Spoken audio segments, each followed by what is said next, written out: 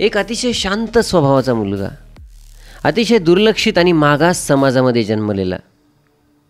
लहानपणापासून त्याने नुसता अन्याय बघितला होता. त्याच्या लहानशा वयामध्ये सुद्धा त्याची आई त्याच्या डोळ्यादेखत मेली. त्याच्या वडिलांनी खूप हालअपेष्टा सहन केल्या. व्यवस्थेला बळी पडणारं हे कुटुंब होतं आणि त्याच व्यवस्थेला तो सुद्धा बळी पडणार होता. परंतु हा शांत मुलगा नंतर शांत राहिला नाही. त्या मुलाने नंतर रॉबिन हुड बनून सगळ्यांना मदत करायला सुरुवात केली. त्याने ब्रिटिशाला सळो की पळो करून सोडलं. आपल्या जन्माच्या 180 वर्षानंतरसुद्धा ह्या जननायकाला सगळेजण आजही आठवतात. त्याचं जीवन आजही सगळ्यांना प्रेरणा देणारं आहे. माहिती पूर्ण जाणून घ्यायची आहे? चला मग व्हिडिओ बघायला.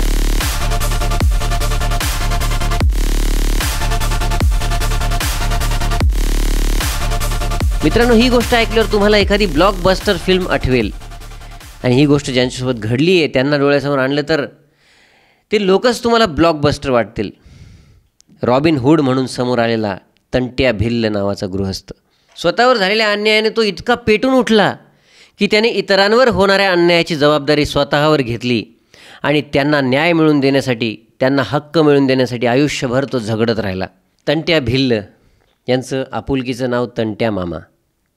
यांचं जर जीवनचरित्र आपल्याला समजून घ्यायचं असेल तर त्या काळातली परिस्थिती आपल्याला जाणून घेणं गरजेचं आहे.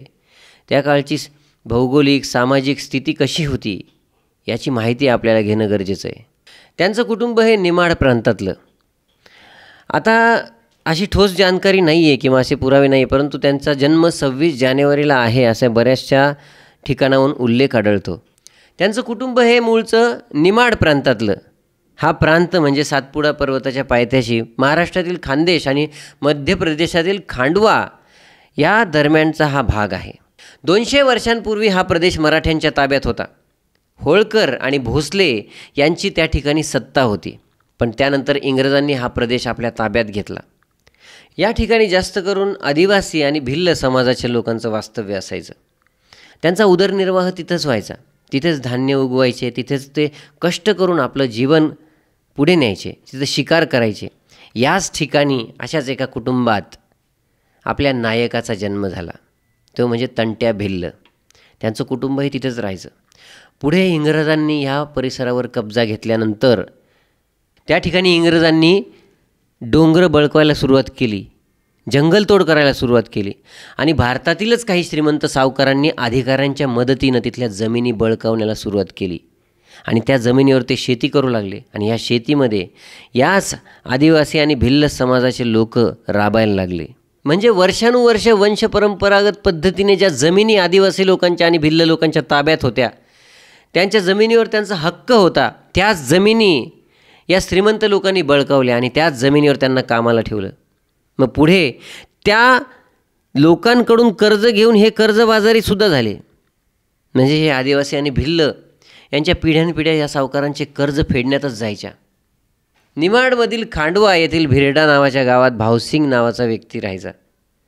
पोखर या ठिकाणचा तो मूळचा होता. त्या ठिकाणी त्याची वडिलोपार्जित जमीन सावकारांनी हडपली होती कर्जापायी.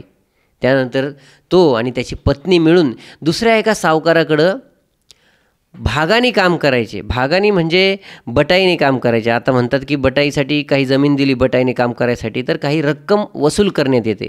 ती रक्कम धान्याच्या स्वरूपात असते, म्हणजे भाडं म्हणून ती रक्कम वसूल करण्यात येते. अशा प्रकारे तो दुसऱ्यांच्या जमिनीवर काम करायचा. पाऊस पाणी कमी असल्यामुळं आणि इतर भौगोलिक परिस्थितीमुळं त्या जमिनीतून जास्त उत्पन्न निघत नव्हतं. त्यामुळे भाऊसिंगचा उदरनिर्वाह होणं खूप मुश्किल चाललं होतं. आणि त्यातच त्यांचा मुलगा तात्या हा मोठा होत होता. आधी सांगितल्याप्रमाणे त्यांच्या जन्माची माहिती कुठे जास्त उपलब्ध नाही आहे, तरीसुद्धा मध्य प्रदेशच्या जनसंपर्क विभागामध्ये त्यांच्या जन्माची अशी नोंद आहे की 26 जानेवारी 1842 त्यांचा जन्म झाला. तरीही बाबा भांड यांनी लिहिलेल्या त्यांच्या चरित्रामध्ये त्यांच्या जन्माचा कुठेही उल्लेख नसल्याचं बाबा भांड यांनी स्पष्ट केलं आहे. त्यावेळेस आदिवासी मुलाचा जन्म किती तारखेला झाला त्याची नोंद ठेवणं हे म्हणजे खूप मुश्किल काम होतं. त्यांची नोंद कुणीच ठेवत नव्हतं. अशातच या कुटुंबामधला हा तात्या हळूहळू मोठा होत होता. अगदी सामान्य कुटुंबामधील एखाद्या खेळकर मुलासारखं त्याचं जीवन सुरू होतं. मुलांसोबत खेळणे, आईवडिलांसोबत शेतात जाणे, जंगलात जाणे, यातच त्याचं जीवन व्यतीत व्हायचं. पण आईवडिलांच्या होणाऱ्या हालापेष्टा बघून त्याचं मन हळूहळू आतून पोखरून निघायचं, त्याला वाईट वाटायचं. अशातच काही दिवसानंतर दुष्काळ यायला सुरुवात झाली. त्या दुष्काळामध्ये उत्पन्न होणं खूप मुश्किल झालं. त्यातच सावकाराने खंडाची रक्कमही वाढवली. उत्पन्नच होत नव्हतं, मग सावकाराला खंड तरी कसा देणार? त्यामुळे त्यांनी उदरनिर्वाहासाठी फळे, कंदमुळे खायला सुरुवात केली. आता तात्याची आई, तिचं नाव जीवनी, आयुष्यभर हालापेष्टा आणि कष्ट सहन केलेली ती माऊली एकदा आजारी पडली. त्या आजारातून नंतर ती परत बाहेरच आली नाही. त्यातच तिचा मृत्यू झाला. आणि हे बघून तात्याचे वडील खचले. ते सुद्धा दारूच्या आहारी गेले. आता पूर्ण कुटुंबाची जिम्मेदारी तात्यावर आली. आता वडिलांनी न फेडलेलं कर्ज हे मुलाला फेडावं लागतं. ही पारंपरिक चालत आलेला नियम किंवा तशा प्रकारची व्यवस्थाच होती त्या काळात. सावकार पिढ्यानपिढ्या गरीब लोकांना ह्या कर्जासाठी जाच करायचे. त्याच जाचामध्ये तात्या अडकला होता. आता हा तात्या मित्रांमध्ये पण चांगलाच रमला होता. जंगलातल्या भागात राहत असल्यामुळे तीरकमठा, लहान कुऱ्हाड, भाला या प्रकारचे शस्त्र वापरण्यामध्ये किंवा त्यांचा वापर करण्यामध्ये तो खूप तरबेज झाला होता. अशातच तात्याने भिकी नावाच्या एका कन्येशी विवाह केला. ही मुलगी होती पोखरची. आणि त्यातच खंगून गेलेला भाऊसिंग मरून गेला, त्याचा मृत्यू झाला. पण मरता मरता त्याने तात्याला सांगितलं की आपली पोखरमध्ये एक छोटीशी जमीन आहे, आपल्या जमीनचा तुकडा आहे, तू जाऊन तिथं ती जमीन मिळव आणि तिथे तू कष्ट करून खाऊ शकतोस. तेव्हा अंदाजे 30 वर्षाचा हा तात्या आपल्या पत्नी भिकीसह पोखरला गेला. तिथं जाऊन त्याने आपल्या जमिनीची मागणी केली. तेव्हा तिथल्या सावकाराने त्याला कर्ज दाखवलं, हे तुमचं कर्ज आहे. तेव्हा तात्या म्हणाला, हे कर्ज मी फेडायला तयार आहे. मग तात्याने ठरवलं हे कर्ज आपण फेडायचं. तो कष्ट करायला लागला आणि त्याच्यामध्ये त्यांनी सगळी रक्कम फेडलीसुद्धा. तरीसुद्धा जमिनीवर त्याला ताबा दिला नाही. तेव्हा तो खचून गेला. एवढं कष्ट करून आपण आपल्याच जमिनीवर आपला ताबा नाही आहे, ही गोष्ट त्याला खूप मनाला खात होती. मग त्याच्या एका मित्राच्या सांगण्यावरून त्याने खांडव्याला कंप्लेंट केली. त्याने केस केली सावकारावर की ही आमची जमीन आहे, सावकार आम्हाला देत नाही. पण व्यवस्थासुद्धा सावकाराच्या बाजूनेच होती. त्यामुळे तात्या ही केस हारला. आता तात्याला खूप संताप झाला होता. आपल्या हक्काची जमीन आपल्या ताब्यात नाही आहे, निकालसुद्धा आपल्याकडून लागला नाही आहे. या गोष्टीने पेटून उठून तो त्या जमिनीमध्ये गेला. तिथे सावकाराचा माणूस होता. त्याने त्या माणसाला बेदम मारलं आणि हाकलून दिलं आणि त्या जमिनीवर ताबा मिळवला. पण आता सावकाराने तात्याच्या विरुद्ध तक्रार केली. तात्याला पकडलं. त्याला शिक्षासुद्धा झाली. 2 वर्ष कोठडीची शिक्षा झाली. तात्याच्या मित्रानं वरच्या कोर्टामध्ये अपील केली. तिथून त्याला सोडवलंसुद्धा. पण नंतर परत सावकाराने त्याच्यावर कंप्लेंट केली आणि त्याला पुन्हा 1 वर्षाची शिक्षा झाली. नंतर तात्या जेलमधून सुटून परत सावकारकडे गेला आणि सावकाराला म्हणाला, कृपा करून तुम्ही माझी जमीन मला द्या, ती जमीन माझी आहे आणि ती मला हवी आहे. तेव्हा सावकार त्याला गोड गोड बोलायला लागला. त्याला सांगितलं की तू कर्ज फेड, तुझी जमीन तुला देऊन टाकतो. मग त्याला कामावर ठेवलं. पाटील एवढं गोड बोलतो म्हणल्यावर तात्यासुद्धा त्या गोष्टीला भळभळला आणि तो तिथं काम करायचा. पण तात्याची बायको भिकी आणि ह्या पाटलाची मुलगी यशोदा या दोघी घनिष्ठ मैत्रिणी झाल्या होत्या. आणि पाटलाच्या मुलीने आपल्या पित्याचा डाव तात्याला आणि त्याच्या बायकोला सांगायला सुरुवात केली. त्यांनी सांगितलं की त्यांच्या मनात नाही आहे तुम्हाला जमीन मिळावी आणि तुम्हाला कितीही राबवून घेतलं तरी तुम्हाला ते तुमची जमीन देणार नाही आहे, ही गोष्ट तिने सांगितली. पण आता ह्याचा वेगळाच परिणाम झाला. यशोदा आणि तात्या यांच्यामध्ये काहीतरी प्रेमसंबंध आहे अशा अफवा पसरायला सुरुवात झाली. आता एका पाटलाची मुलगी एका भिल्लाच्या माणसासोबत संबंध ठेवतीये ही गोष्ट पसरायला लागली. त्यामुळे तात्याही वैतागला आणि पाटलालासुद्धा लोकांनी बहिष्कृत केलं. अशातच तात्यावर जे लोक अन्याय करायचे ना, त्यांचा संताप आला तात्याला. त्याने जाऊन त्या लोकांच्या म्हशीचे कानच कापले. ते लोकही घाबरले. बरं, त्या लोकांनी पाटलाला माफ केलं, त्याच्याकडून 100 रुपये दंड घेतला आणि त्याला माफ केलं. पण तात्या मात्र वैतागला होता. या सगळ्या गोष्टींना सोडून तो बाजूच्या हिरापूर नावाच्या गावात जाऊन राहायला लागला. तिथेही तो कष्टाने राहायला लागला. त्या ठिकाणीसुद्धा हे सगळं विसरून आपण शांततेत जीवन जगू असा त्यांनी निर्णय घेतला. पण तिथेही तात्याला खोट्या गुन्ह्याखाली शिक्षा भोगावी लागली, ती पण 3 महिने. त्यानंतर तात्याने ते सुद्धा गाव सोडलं. आता ह्या गावाचं नाव होतं सियारो. या गावामध्ये सुद्धा तात्या शांततेत राहायला लागला होता. पण तात्याच्या मित्रांनी त्याला येऊन एक गोष्ट सांगितली की आधीच्या गावचे जे पाटील आहेत ते ह्या नवीन गावच्या पाटलाला हाताशी घेऊन परत तुझ्यावर खोटा चोरीचा आळ करणार आणि तुला तुरुंगात टाकणार आहे. आता हा तात्या ऑलरेडी 3-4 वेळा जेलमध्ये जाऊन आला होता. त्याला ह्या गोष्टीचा खूप राग आला आणि त्याला कंटाळाही वाटायला लागला. मग तेव्हा तो हे सगळं सोडून त्याचा जन्म ज्या ठिकाणी झाला होता त्याच जंगलात परत गेला. बरं, ह्या तात्यासोबत त्याचे 3-4 कुटुंबसुद्धा होते, त्याचे मित्रांचे कुटुंब होते. हे सगळे मिळून त्या जंगलात गेले. आता पोलीस तात्याच्या मागं असल्यामुळे तात्याला इथून तिथं फिरत राहावं लागलं, सतत पळत राहावं लागलं. त्याची उपासमार व्हायला लागली, हाल व्हायला लागले. तेव्हा तात्याची मनस्थिती अशी झाली की सगळं जगच आपल्या विरुद्ध आहे, कोणीच आपल्या बाजूनी नाही आहे. ही गोष्ट त्याला जाणवायला लागली आणि त्यांनी ठरवलं की आता आपण सगळ्यांचा सूड घ्यायचा. तात्याने आता सगळ्या पाटलांचा बदला घ्यायचं ठरवलं. ज्या माणसाकडं हरायसाठी काहीच नसतं तो माणूस सगळ्यात जास्त खतरनाक असतो. त्यांनी ठरवलं इतके दिवस हा तात्या जगण्यासाठी धडपड करायचा, सगळ्यांशी प्रेमाने वागायचा. पण त्यांनी ठरवलं आता सगळ्यांचा बदला घ्यायचा. त्यासाठी तो काहीही करायला तयार होता. आता तात्यांनी एका पाटलाच्या भावाला ताब्यात घेतलं आणि त्याला जंगलात घेऊन गेले आणि सांगितलं ह्याला मी सोडणार नाही. तेव्हा त्या पाटलांनी तिथं जाऊन मध्यस्थी केली आणि 100 रुपये दिले. 100 रुपयाच्या बदल्यात त्यांनी आपल्या भावाला सोडवलं. आता बाकीचे सगळे पाटील तर घाबरलेच होते. त्यांनी आता कसंही करून ह्या तात्यापासून सुटकारा मिळवायचं ठरवलं होतं. मग त्यांनी एक कट रचला. ज्या पाटलांनी तात्याची जमीन हडप केली होती ते शिवबा पाटील, त्यांचा मुलगा मोहन, त्यांनी एक प्लॅन केला. त्यांनी मोहनला जंगलामध्ये पाठवलं तात्याकडं. तो मुलगा जंगलात आला. तात्याला म्हणाला की माझ्या वडिलांनी त्यांची चूक कबूल केलेली आहे, त्यांना चूक सुधारायची आहे, त्यासाठी ते जमीन तुला द्यायला तयार आहेत, तेव्हा तू ये गावामध्ये. तात्या काही पूर्ण कठोर झालेला नव्हता आणि हा मोहन पण त्यांच्यापाशी काही काळ थांबला होता. त्यामुळे तात्याला वाटलं की चला खरंच आता हे आपली जमीन देतील. त्यामुळे त्यांच्यासोबत तात्या गावामध्ये आला. आता तो पाटील तात्याला म्हणाला आता आपण सगळं विसरून जाऊ, तुला तुझी जमीन मी देऊन टाकतो, तू पुन्हा नव्याने तुझं जीवन सुधरवू शकतो. तेव्हा तात्या कबूल झाला. पाटलांनी सांगितलं दुसऱ्या दिवशी ये, कागदावर अंगठा दे आणि तुझ्या जमिनी घेऊन टाक. तात्या खुश झाला. त्यालासुद्धा आता ही वन नकोच होती. त्याला आता सेटल व्हायचं होतं, आपल्या जमिनीवर आपलं राबून कष्टाने खायचं होतं. त्यानंतर दुसऱ्या दिवशी तात्या आला. पण तिथे कारस्थान शिजत होतं. तिथे पोलीस आधीच दबा धरून बसले होते. सगळ्यांनी तात्याला आणि त्याच्या माणसाला परत अटक केलं. पुन्हा त्याला कोर्टात घेऊन जाणार होते. पुन्हा खोट्या साक्ष, पुन्हा तीच केस आणि पुन्हा ते सगळं नव्याने होणार होतं. आता दुसऱ्या दिवशी ह्या केसवर सुनावणी होणार होती. पण तात्याला हे सगळं नको होतं. त्याला या सगळ्या गोष्टीचा खूप कंटाळा आला होता.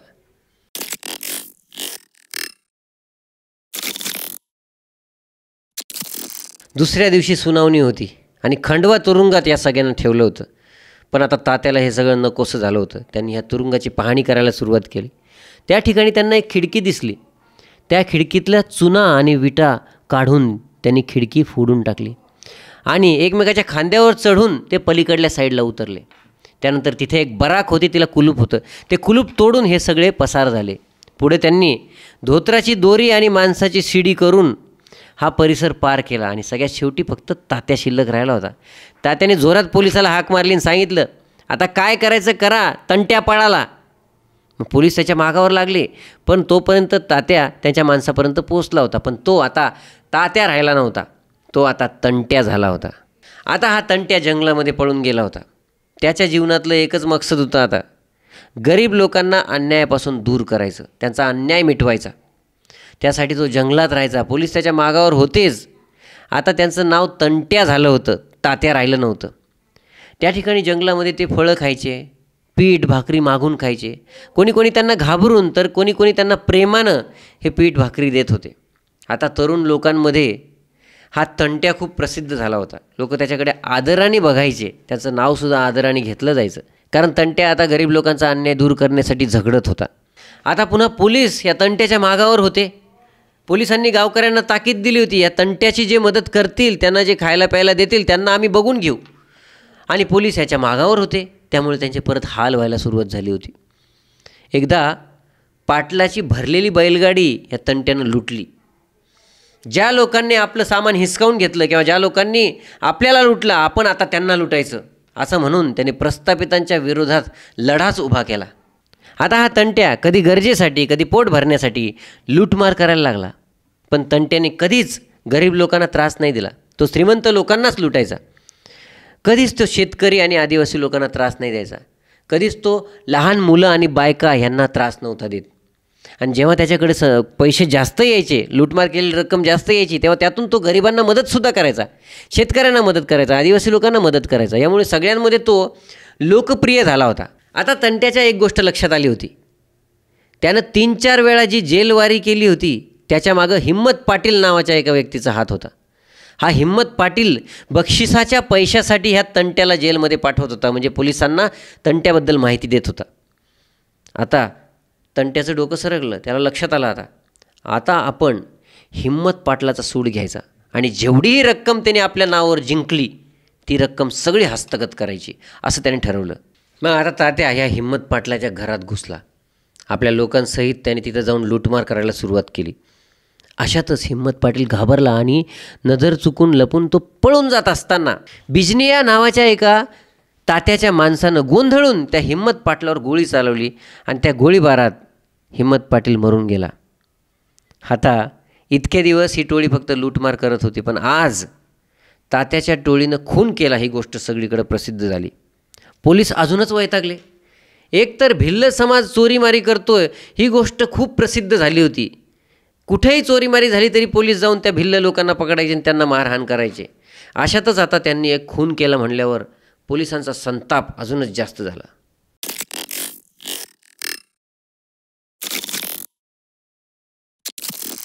पोलिसांच्या तावडीत हा तात्या आता लागतच नव्हता. अशातच मालगुजर, सावकार आणि बनिया या लोकांना लुटायचा सपाटाच तात्याने सुरू केला. हासवारा गावामध्ये तर या तात्याच्या गँगनी पोलिसाचाच वेश घेतला होता. पोलिसाचा वेश घेऊन हे नकली पोलीस जाऊन बनियांना लुटत होते. आता तात्याचा एक नियम होता. ताट्या म्हणजेच आपला तंट्या. तंट्याचा एक नियम होता की तो महिलांना कधीच हात लावत नव्हता. त्यामुळे महिलांच्या अंगावर कितीही सोनं असलं, दागदागिने असले तरी ते लोक ओरबाडून घेत नव्हते. त्यामुळे कुठेही लूटमार झाली तरी त्यांच्या घरच्या महिलांच्या अंगावरचे दागिने तसेच्या तसेच राहायचे. यातच तंट्याकडं जास्त संपत्ती झाल्यावर तो आता लोकांची मदतसुद्धा करायला लागला. सावकाराच्या जाचाला कंटाळलेल्या गरिबांना तो रक्कम द्यायला लागला. सावकारांकडं गहाण पडलेल्या लोकांच्या जमिनी तो सोडून त्यांना द्यायला लागला. त्यामुळे तो सगळीकडे प्रसिद्ध झाला. शेतकरी, भिल्ल, कष्टकरी या लोकांमध्ये हा एक मसीहा म्हणून समोर आला. पूर्ण निमाड गावामध्ये हा सगळीकडं रॉबिन हुड म्हणून फेमस झाला. सगळ्यांची तो मदत करायचा. आणि आता तर लोक या तंट्याकडं आपल्या आपल्या तक्रारी घेऊन जायचे. त्यांना कोणी त्रास दिला, कोणी अन्याय केला, अशा प्रकारच्या तक्रारी त्या तंट्याकडे घेऊन जायचे आणि हा तंट्या त्याचा न्यायनिवाडासुद्धा करायचा. आणि सगळेजणं या तंट्याचा निर्णयसुद्धा ऐकायचे आणि त्याला मान्यता पण द्यायचे. पण आता ही गोष्ट मालगुजर आणि सावकार यांना खटकणारी होती. कारण की एका भिल्ल माणसाचं एवढं मोठं साम्राज्य, एक भिल्ल माणूस पंचायत भरवतोय आणि तिथं न्यायनिवाडा करतोय, ही गोष्ट ह्या लोकांना पटतच नव्हती. पण गोरगरीब लोक ह्या तंट्याला खूप प्रभावित झाले होते. निमाडमध्ये ह्या तंट्याची वेगळीच इज्जत होती. गोरगरिबांचा तो मसीहा झाला होता आणि गोरगरीब लोकसुद्धा आता अन्यायाच्या विरुद्ध बोलायला लागले होते. आणि अशातच या तंट्याला कळालं की ब्रिटिश सरकारांचं आपल्यावर राज्य आहे, आपण पारतंत्र्यात आहोत, ही गोष्ट त्याच्या लक्षात आली. मग त्याने लोकांना ब्रिटिशांविरुद्ध भडकवायला पण सुरुवात केली. एका वर्षी दुष्काळ पडला आणि लोकांची उपासमार व्हायला लागली. आता सावकारांनी सुद्धा धान्याच्या किमती वाढवल्या, त्यामुळे लोक अजूनच त्रस्त झाले. अशातच मग या तंट्याने खांडव्यामध्ये एका सावकाराचं खूप मोठं धान्य लुटलं आणि ते धान्य आसपासच्या खेड्यांमध्ये आसपासच्या गरीब लोकांना वाटलं. आता हा तंट्या गावातल्या लग्नांमध्ये पण जायचा आणि मुलींची पाठवणी करण्यासाठी तिला आहेरसुद्धा द्यायचा.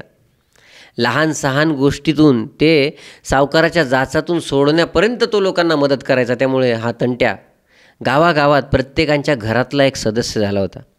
लग्नामध्ये जाऊन तो मुलीची पाठवणी करायचा, तिला आहेर द्यायचा. त्यामुळे मुलीचे मामा म्हणून पण ह्या तंट्याला म्हणायला लागले. अशातच तंट्या मामा हे नवीन नाव त्याचं झालं आणि ह्याच नावाने पुढं तंट्या मामा ओळखला जाऊ लागला. आता ह्या तंट्याचे हेर गावोगावी होते. प्रत्येक गावात एक एक हेर होता आणि हे हेर पोलिसांच्या हालचाली बारकाईने बघायचे, त्यांच्या हालचालीवर लक्ष ठेवायचे आणि तंट्याला सांगायचे कुठे काय हालचाल पोलिसाची सुरू आहे. त्यानुसार हा तंट्या पुढे कूच करायचा. पण त्यातच एक घटना अशी घडली, जेव्हा तंट्याला म्हणजेच आपल्या तात्याला असं वाटायला लागलं की त्याचा एक हातच कापून टाकलेला आहे. आता एक पोलीस ऑफिसर समोर आला, शेर अली त्याचं नाव. त्यानं ह्या तंट्याला पकडण्यासाठी चांगलाच फास आवळला होता. त्याने जागोजागी आपले हेर नेमले. पोलिसांच्या हेरनं तंट्याविषयी एक माहिती पोलिसांना दिली. तिथं जाऊन पोलिसांनी छापा मारला. त्याच्यातच बिजनिया नावाचा तंट्याचा माणूस पकडला गेला. हा तोच बिजनिया होता ज्याने हिम्मत पाटलाचा खून केला होता. हिम्मत पाटलाचा खून ज्या गावात झाला होता ते गाव भोईफळ, त्या गावामध्येच या बिजनियाला फाशी देण्यात आली. एका झाडाला त्याचं शव लटकवण्यात आलं आणि 2 दिवस त्याचं शव तसंच लटकलेलं होतं. ही गोष्ट ऐकल्यानंतर तंट्या मामाचा खूप संताप झाला. तंट्या मामाने ठरवलं की आता ह्या गोष्टीचा बदला घ्यायचा. ज्या हेराने ही बातमी दिली होती, तंट्या मामा त्या हेराकडे गेला, त्याला धरून आणलं आणि त्याच गावामध्ये त्याला जिवंत जाळलं. आता तंट्या मामा ह्या शेर अलीकडं सुद्धा गेला. शेर अलीकडं तो एक हेर बनून गेला. त्याने सांगितलं की मी पोलिसांचा हेर आहे, तुम्हाला मी तंट्या मामाचा पत्ता दाखवतो. आणि त्या शेर अलीला तो सोबत घेऊन गेला. वाटेत त्याने स्वतःचं रूप सांगितलं की मीच तंट्या मामा आहे. आणि त्या ठिकाणी त्यानं त्या शेर अलीला विवस्त्र केलं आणि तसंच त्याने गावात पळायला लावलं. आता मात्र या शेर अलीची करामत ब्रिटिश सरकारपर्यंतसुद्धा गेली होती. जवळपास देवच झालेला हा तंट्या मामा, त्याला पकडण्यासाठी सेंट्रल प्रोव्हिन्सचे चीफ कमिशनर यांनी हॅमिल्टन नावाच्या एका अधिकाऱ्याला मोठं पद दिलं आणि त्याला सांगितलं की तू तंट्या मामाला पकड. आता खांडवा, बैतूल आणि होशंगाबाद या ठिकाणचे राजे होळकर यांच्याकडे हे हॅमिल्टन गेले.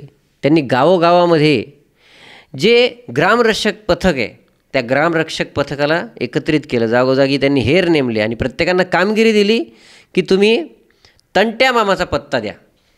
पण गावोगावी असलेले हे ग्रामरक्षक आणि हेर हे तंट्या मामाला देव मानायचे, कारण कधी ना कधी तंट्या मामाने त्यांची मदत केलेलीच होती. त्यामुळे ते चुकीची माहिती ह्या हॅमिल्टनला सांगायचे की अमुक अमुक या गावामध्ये आज तंट्या मामा आहे. हे सांगताना दुसऱ्या गावचे हेरसुद्धा सांगायचे की अमुक अमुक त्या गावामध्ये तंट्या मामा आहे. म्हणजे एकाच ठिकाणी 2-2, 3-3 ठिकाणाहून त्यांच्याकडं अशा खबरी यायला लागल्या की इथं आज तंट्या मामा आहे. त्यामुळे त्यांनी हे ग्रामरक्षक पथकाचा प्लॅनच कॅन्सल केला. आता लोक या तंट्या मामाला देवासारखं मानतात, कोणी त्यांची खबर द्यायला तयार नाही, म्हणून पोलिसांनी स्वतःच हेर बनवून या तंट्या मामाची खबर घ्यायला सुरुवात केली.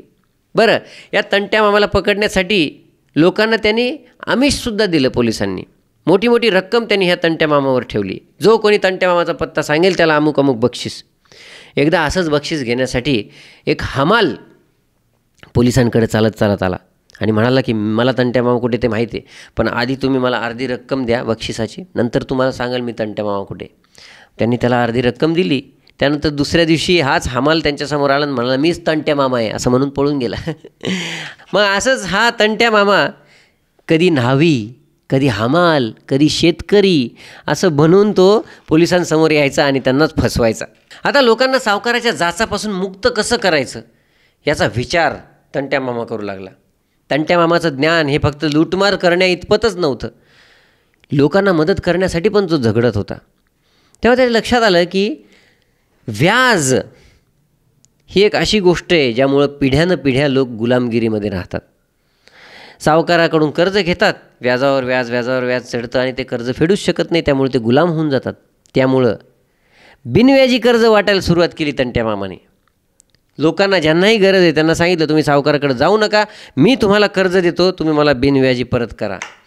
त्यामुळे तो अजूनच लोकांमध्ये प्रसिद्ध झाला.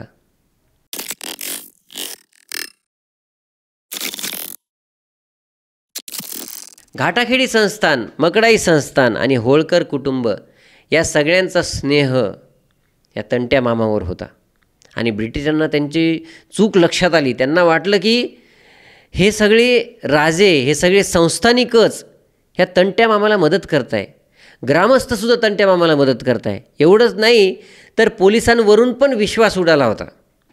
ब्रिटिश सरकार म्हणाले पोलीससुद्धा या तंट्या मामाला सामील आहेत. आता तंट्यावरची रक्कम ही 200 रुपये होती, म्हणजे जो कोणी तंट्याची खबर देईल त्याला 200 रुपये बक्षीस. आता ही रक्कम वाढायला लागली, कारण तंट्याचे कारनामेसुद्धा वाढायला लागले. ही रक्कम वाढत 10,500 रुपये रोख आणि 2,500 एकर जमीन बक्षीस इथपर्यंत ही रक्कम वाढली होती, कारण तंट्याला पकडणं तितकं महत्त्वाचं झालं होतं. आता ब्रिटिशांचा लोकल पोलिसांवरचा भरोसा उडून गेला होता. त्यांनी ईश्वरी प्रसाद नावाचा एक मोठा पोलीस अधिकारी नेमला आणि त्याची एक फौज तयार केली, जी फक्त तंट्या मामालाच पकडणार. त्या फौजेचं नाव दिलं तंट्या फौज. आता ही चकमकसुद्धा 10 वर्ष चालली. म्हणजे पोलीस काहीतरी प्लॅन करायचे तंट्या मामाला पकडायसाठी आणि तो प्लॅन तंट्या मामा हाणून पाडायचे. असा चोर पोलिसांचा खेळ 10 वर्ष चालला. पण त्यानंतर तंट्या मामा थकून गेले होते. ते आता 50 वर्षाचे झाले होते आणि त्यांनी ठरवलं की आता आपण हे सगळी धावपळीची जिंदगी सोडून देऊ आणि आपण शांततेचं जीवन व्यतीत करू. त्यासाठी त्यांनी प्रयत्न पण सुरू केले होते. त्यांनी होळकर कुटुंबियांना सांगणार होते की आम्हाला तुमच्याकडं आता चाकर म्हणून ठेवा, पण ह्या सगळ्यांतून मुक्त करा. त्यासाठी त्यांनी प्रयत्न सुरू केले होते. खरगोणच्या बाणेरमध्ये गणेश सिंह नावाचा राजपूत राहायचा. त्याच्या बायकोला तंट्या मामानं आपली बहीण मानलं होतं आणि ते तिच्याकडं राखी बांधून घ्यायला जायचे. त्या गणेश सिंहकडं जाऊन तंट्या मामाने सांगितलं, त्यांच्या मनातली इच्छा व्यक्त केली की होळकर कुटुंबियांनी जर मला अभय दिलं तर मी त्यांचा चाकर बनून राहील. अशा प्रकारे त्यासाठी तू मला मदत कर. तेव्हा हा गणेश सिंहसुद्धा म्हणला मी तुम्हाला मदत करतो म्हणून, कारण की त्यांचा स्नेहाचा संबंध होता. पण आता गणेश सिंहाला लालच यायला लागलं मनामध्ये. त्याला वाटायला लागलं की आपण ही जी रक्कम आहे 10,500 आणि 2,500 एकर जमीन, त्यासाठी आपण ह्यांचा पत्ता सांगून देऊ. तंट्या मामा कुठे हे आपण पोलिसांना सांगून देऊ. परत एकदा ईश्वरी प्रसाद यांच्यावर जिम्मेदारी होतीच तंट्या मामाला पकडायसाठी. आणि त्यातच याने आता ह्या गणेश सिंहने पोलिसांना सांगून टाकलं की रक्षाबंधनच्या दिवशी तंट्या मामा माझ्या बायकोकडून राखी बांधून घेण्यासाठी नक्की येणार आहे. मग पोलीस दबा धरून त्याच्या घरी थांबले. पण त्या दिवशी भरपूर पाऊस पडल्यामुळं तंट्या मामा काही तिथं राखी बांधून घेण्यासाठी आलेच नाही. पण दुसऱ्या दिवशी नदी पोहून तंट्या मामा आपल्या मानलेल्या बहिणीकडून राखी बांधून घेण्यासाठी आले आणि अखेर पोलिसांच्या तावडीत सापडले. आता तात्या मामा मनाने आणि शरीराने थकून गेले होते. तेव्हा त्यांनी पोलिसांसमोर आत्मसमर्पण केलं. त्यानंतर 19 ऑगस्ट 1889 रोजी त्यांची ओळख परेड करण्यात आली. श्रीमंत शिवाजीराव होळकर यांच्यासमोर त्यांना आणलं. तिथे ब्रिटिश अधिकारीसुद्धा होते. आता शिवाजीराव होळकर हे तंट्याचे खूप स्नेही होते. ब्रिटिश अधिकाऱ्यांनी काय सांगितलं की ब्रिटिश राज्यामध्ये ही केस असल्यामुळं शिवाजीराव होळकर यांना त्यांनी बाजूला केलं आणि आता हा खटला ब्रिटिश सरकारच पुढे नेणार असं ठरलं. त्या ठिकाणी ब्रिटिशांनी एक डाव टाकला. त्यांनी हिम्मत पाटलाची केस बाहेर काढली. बिजनिया यांनी जरी हिम्मत पाटलावर गोळी चालवली तरीसुद्धा तो तुमच्याच गँगचा मेंबर होता आणि त्या गँगचे म्होरक्या तुम्हीच आहे. त्यामुळे तंट्याला फाशी देण्याचा निर्णय ब्रिटिश सरकारने घेतला. आणि त्याच दिवशी 19 ऑगस्ट 1889 रोजी तंट्याला फाशीची शिक्षा ब्रिटिश सरकारने सुनावली. पण आता ब्रिटिश सरकारच दरोडेखोर आहे अशी भावना तंट्या मामाच्या सगळ्या चाहत्या लोकांमध्ये सुरू झाली. कारण तंट्या मामाने बऱ्याच लोकांना मदत केली होती. त्यातच आदिवासी शेतकरी लोक सगळे तंट्या मामासाठी एकत्र येऊन त्यांनी लढा द्यायला सुरुवात केली. परंतु तरीसुद्धा 4 डिसेंबर 1889 रोजी तंट्या मामाला फाशी देण्याचा निर्णय घेण्यात आला. त्या दिवशी फाशीचा दिवस होता. तेव्हा तंट्या मामाला त्यांची अखेरची इच्छा विचारण्यात आली. त्यांनी सांगितलं बायको पोराची आठवण येते, त्यांना इथं मला भेटायला आणा. परंतु तोपर्यंत खूप दिवस उशीर होणार होता, म्हणून ही फाशी थोडी लांबवण्यासाठी चीफ कमिशनर यांना अर्ज करण्यात आला.